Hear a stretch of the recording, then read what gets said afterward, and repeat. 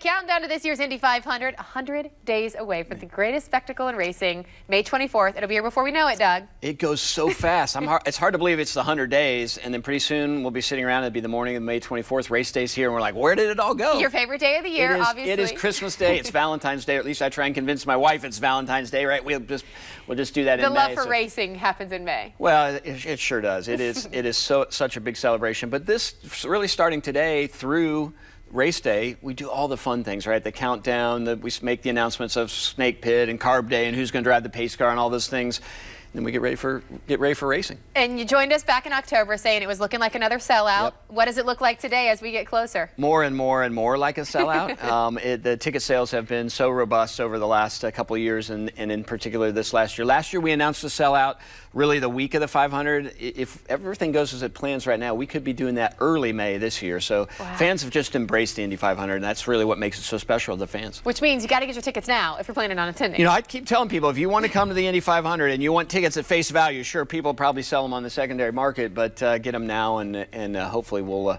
be celebrating another sellout. Yeah, speaking of the race, you guys anticipating more than 33 drivers this year in bumping? You know, it's interesting to think. We were actually talking about this yesterday. Right now, we know for sure we've got 32, so the question is, who are those other cars that'll come in? I'm sure we'll be at least 33, could be at bumping again, and we'll figure that out over the next couple of weeks. We have one of our teams that ran all of last year that isn't sure exactly what this year is going to look like for them, so that's sort of a question mark for us, but we'll definitely be at 33. You guys unveiled the United We Race video today. Indy 500 campaign video, obviously. Is that kind of the theme you guys are thinking this year, with it being America's 250th birthday? Yeah, so not just the Indy 500 logos, that red, white, and blue. We've just kind of done red, white, and blue the whole year. You know, the 250th anniversary of our country, the race at 110. We celebrate men and women who serve on Memorial Day weekend. It sort of fits. I remember the 200th anniversary. I'm getting old, so being able to celebrate the 250th in that red, white, and blue. And United We Race fits really our history.